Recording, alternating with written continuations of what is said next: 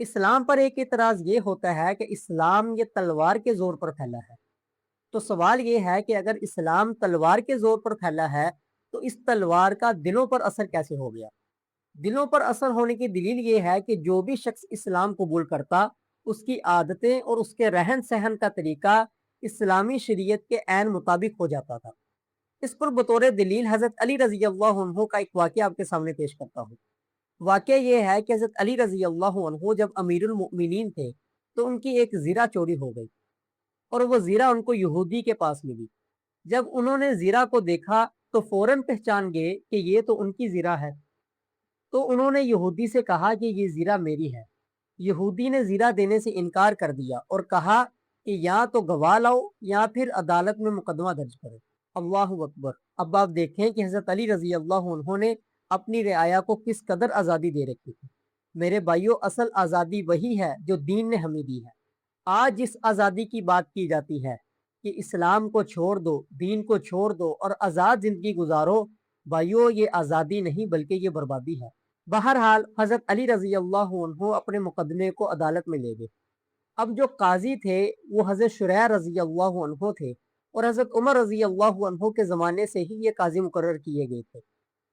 حضرت شریح رضی اللہ عنہ نے اس یہودی سے کہا کہ کیا یہ زیرہ حضرت علی کی ہے؟ تو اس یہودی نے انکار کر دیا۔ تو حضرت شریح رضی اللہ عنہ نے حضرت علی رضی اللہ عنہ سے گواہوں کا مطالبہ کیا۔ اس پر حضرت علی رضی اللہ عنہ نے دو گواہ پیش کیے، ایک ان کا آزاد کردہ غلام جس کا نام کمبر تھا، اور دوسرے حضرت علی رضی اللہ عنہ کے صاحبزادے امام حسن رضی اللہ عنہ کو بطور گواہ کے پیش کیا۔ اب بیٹے کی گواہی اپنے باپ کے حق میں معتبر ہے یا نہیں، یہ مسئلہ صحابہ کرام کے درمیان اختلافی تھا۔ اب آپ دیکھیں کہ اختلاف یہ صحابہ میں بھی تھا، اور اگر آج علماء کسی مسئلے پر اختلاف کر لیں تو لوگ ان کو برا بلا کہتے ہیں۔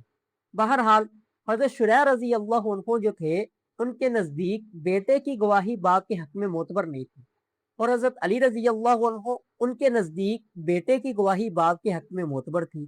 تو لہٰذا حضرت علی رضی اللہ عنہ نے ایک اپنا آزاد کردہ غلام کو بطور گواہ کے پیش کیا اور ایک حضرت حسن رضی اللہ عنہ کو بطور گواہ کے پیش کیا۔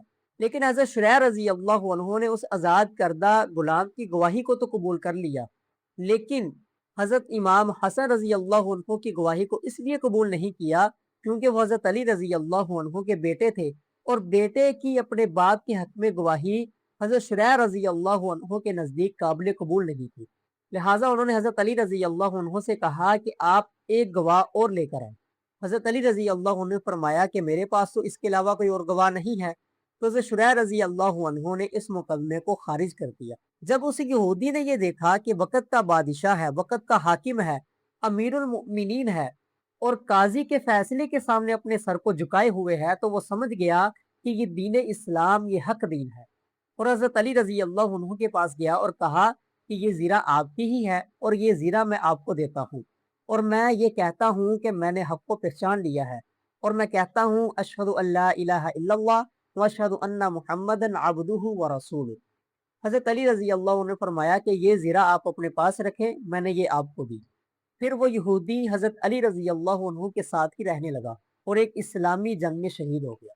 اب آپ مجھے یہ بتائیں، اس یہودی نے جو اسلام قبول کیا وہ تلوار کو اپنے سر پر دیکھ کر اسلام قبول کیا یا حضرت علی کی تلوار کو نیام میں دیکھ کر اسلام کو قبول کیا؟